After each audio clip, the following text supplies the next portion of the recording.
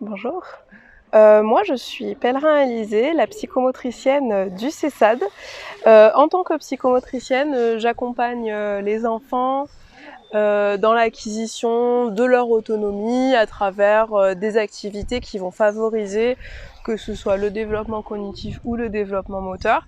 Et ici, dans l'activité d'équitation adaptée, l'idée donc c'est toujours de favoriser l'autonomie, de responsabiliser le jeune en lui permettant d'acquérir une confiance en soi, une estime de soi à travers l'interaction avec le cheval. Il s'agit aussi de favoriser les interactions donc entre les enfants, les interactions de l'enfant à l'adulte et l'ajustement du comportement à travers l'animal qu'est le cheval. On les responsabilise aussi parce qu'ils sont autonomes dans la préparation du cheval. Nous, on intervient uniquement en tant que guide, qu'encadrant, mais c'est eux qui préparent eux-mêmes le cheval.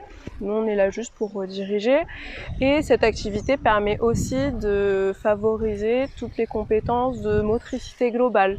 Donc la coordination, l'équilibre et toutes ces compétences vont favoriser l'estime de soi. Bonjour, alors je m'appelle Marine Cadeau, je suis monitrice au centre équestre MM à Rémire-Montjoly.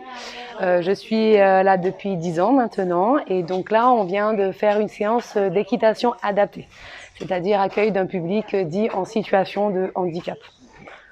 Voilà, après la séance elle se passe sur là aujourd'hui c'était une séance découverte.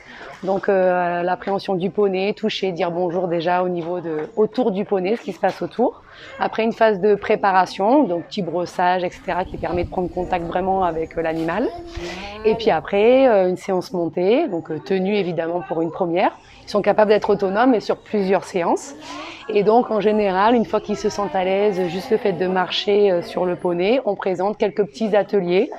Là aujourd'hui c'était un petit ballon, une petite cloche et puis déplacer quelque chose pour lâcher un petit peu la selle et travailler l'équilibre sur le poney. D'accord. Voilà, avec un retour on déshabille, on caresse et on dit au revoir et on relâche le poney. Voilà, c'est quelque chose de complet. En fait, ce qui intéresse encore plus pour ce public-là, c'est que c'est une relation non verbale. Et en fait, donc du coup, on n'est que dans le ressenti et l'animal ressent tout ce qui se passe et l'enfant arrive à communiquer plus facilement et du coup, il se passe quand même parfois et souvent des choses extraordinaires en fait. Et puis après, c'est tout ce qui est au niveau du tonus musculaire, tenir en équilibre. Après, ça peut être au niveau psychomoteur, ça peut être travail sur les couleurs. Donc voilà, c'est vraiment quelque chose qui sert dans tous les domaines du corps humain, psychologique aussi et de la relation.